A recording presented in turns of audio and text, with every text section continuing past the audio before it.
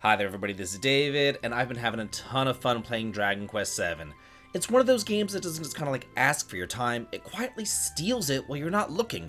You're just playing the game, and then all of a sudden hours and hours go by. It's a massive, slow-burning, old-school RPG that's completely unapologetic about what it is. And because of that, it almost explains nothing. So a lot of what you do learn about the game and the systems kind of comes the hard way. Hours or even dozens of hours after you really could have used that information. So today, I do want to go over 5 things that I really do wish that I knew before I started up Dragon Quest VII. You know, that kind of stuff that would have saved me time, frustration, and more than a few questionable job choices. And I definitely do think that's worth the sub as you come and you join my party and you level on up with me.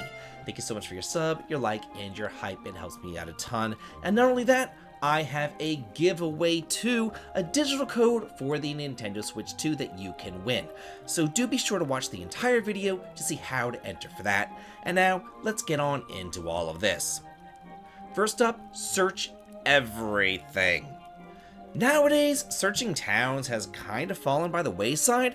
Most modern RPGs either put like everything in a chest, or they slap some sort of like big sparkly indicator on top of it so that you don't miss anything, but that is not how Dragon Quest VII works. And honestly, that's pretty true for a lot of old school RPGs in general. In towns, especially, the vast majority of the chests that you're going to find, or the treasures, aren't actually in chests, and they're not marked at all. You actually have to search for them, you know, in the drawers, the cabinets, the pots, the barrels, everything. Now, this could be some common knowledge for older players like me, but for anybody new coming into Dragon Quest VII, this is probably a pretty huge adjustment. In the original game, even those hanging bags on the wall held items. Now, that isn't the case here in this reimagined remake, but there's still plenty of places that people can overlook, like the bookshelves. Sometimes you'll get lore, sometimes hints, sometimes just like kind of little jokes and stuff along the way.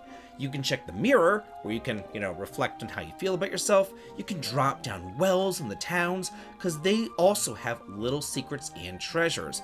And if you do find these mini medals, turn them in. At the front desk of Estard, there is like this mini medal person, and that is how you unlock some genuinely fantastic rewards. So I recommend going on back there after you liberate each island to see what new rewards are available. And as a good new quality of life feature, there's a mini medal list inside your menu that lets you see exactly which ones you've collected and which ones you're missing, which is really amazing.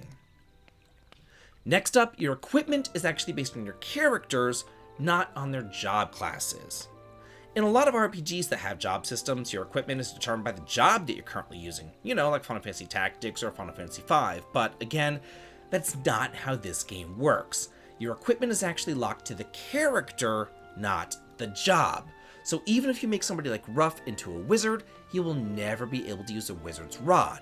And even if you turn Maribel into a warrior, she's never going to be able to swing an iron sword either. Early on, this doesn't matter all that much, but once you do reach All Trades Abbey, this becomes really important. So because of these restrictions, certain characters naturally excel at certain jobs more than others. Now, that doesn't mean that certain characters should be locked into one role forever though. There's a lot of room to get creative here. For example, whenever Maribel attacks with a wand, she can regenerate her MP. So she can be kind of throwing out Giga Slash every single turn and then regenerating it, which is really strong. Or you can put her into a warrior job class and let her attack with a whip, hitting an entire group. You can even do things like turning Ruff into a mage or a priest, because he can equip heavier armor. He becomes pretty tanky, almost like an invincible healer. So instead of being frustrated by these character-based equipment restrictions, try looking at them as a different opportunity to approach combat in ways that the developers probably didn't really intend for you to do. Speaking of equipment, not all equipment is created equal. If you're only looking at the raw attack and defense power numbers, you're doing yourself a great disservice. Whenever you're buying equipment, yeah, the game will tell you if it's better or worse, but if you hit the Y button, you can actually examine it in great detail. Some weapons have a chance to block certain attacks. Wands can actually boost your magical might or magical mending in addition to their attack power. Certain pieces of equipment give agility bonuses, deftness bonuses, defense bonuses, or charm bonuses. Or they do more obscure things, like increase the chance of surprising enemies or reducing elemental damage from spells. And this is especially important for monster hearts, because the basic descriptions don't really tell you anything, but again, if you press Y, you will see exactly what they do. For example, the Bubble Slime Heart gives you a 10% chance to poison enemies whenever you attack. The Mao Magician Heart increases the chance of landing critical hits with spells by 10%. Then there's more esoteric ones, like the Little Devil Heart, which can let you use a vial on yourself at the start of a turn if your MP is 50% or lower. There's special weapons like the Poison Needle. It never misses, always deals 1 damage, and it has a 1/8 chance to instantly kill an enemy, which makes it great for farming on those metal monsters.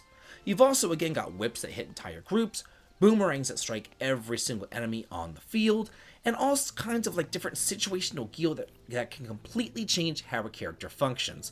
So do take your time to really examine your equipment, because it matters way more than the raw stats suggest. Next up at number 4, let's talk about the job tree and understanding that.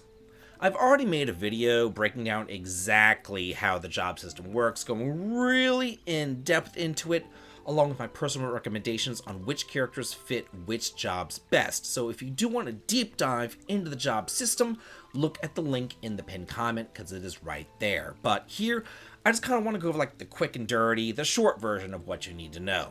There's 10 basic job classes, and those 10 combine into 7 intermediate job classes, which then lead into 3 advanced job classes.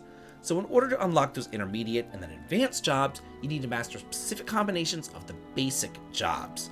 Then finally, there's the ultimate hero job, which is unlocked by mastering 3 intermediate or advanced jobs. So the important thing here is planning out in advance who you want to master what and what intermediate jobs you want. So if you just kind of like randomly grind up jobs just because they look cute or whatever, you're going to be wasting a lot of time. Here I want to go over which jobs feed into which intermediate jobs. The warrior and the martial artist combine to form the gladiator. The warrior and mage combine to form the armamentalist. The martial arts and priest becomes the paladin, and the mage and priest combines to form the sage. Then there's some other jobs like the sailor and the thief combining to make the pirate, and the thief and the shepherd combining to make the monster wrangler. And then finally, if you want the luminary job, you need to master 3 basic jobs: the dancer, the troubadour, and the gadabout. So really do look at these jobs and these job combinations and plan out your characters in advance before you hit All Trades Abbey in order to really master this job system. And now lastly, let's talk about the stat seeds, because these are one of those things that people love to argue about. There's basically 3 schools of thought here. One group says to dump everything onto the hero since, he's in your party for almost the entire game, and he's already really well-rounded. Another group of thought says to lean into people's strengths. Wisdom seeds on casters like Maribel, strength seeds on fighters like Ruff. And then the third school of thought is to shore up your weaknesses. Give Maribel your strength seeds, and give Gabo your wisdom seeds. That sort of thing. Personally though, I do a combination of all 3 of them, but before I tell you exactly what I do, here is how to enter the giveaway contest for a digital copy of Dragon Quest VII Reimagined for the Switch 2. Please first, do make sure that you are subscribed to the channel, because only subscribers can enter and win. And now I want to hear from you in the comments. Which island is your favorite in Dragon Quest VII, and why? Is it the story, the setting, the characters?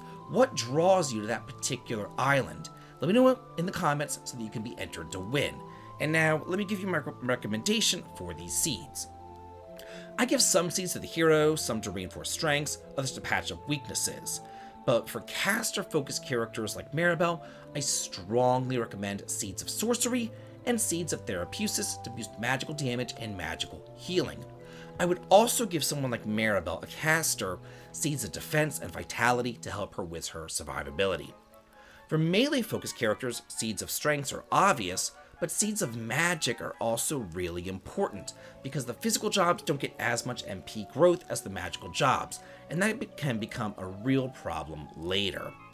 For job classes that rely on status effects, seeds of luck, and agility and deftness are really important, letting you land things like poison and sleep a lot more consistently and earlier in the battles. Ultimately though, it is completely up to you, but I do hope that these guidelines will keep you from making some major mistakes, and I will let you decide which seeds to use on the future characters, but please, one last thing. Do not use your seeds on Kiefer early on. Just trust me on that one. Just stick with me here. So again, Dragon Quest VII is one of my favorite RPGs of all time, and I do hope that this here video helped you out and understand, different things, the jobs, the stat planning, the equipment, and all that kind of stuff, because once you do, the whole experience opens up in a really satisfying way. So if this video did help you out, or saved you from even making one bad decision, please do be sure to level up and join our party by subscribing, and hit that like button so more Dragon Quest fans can find the video. And also, do not forget to enter that Switch 2 code giveaway.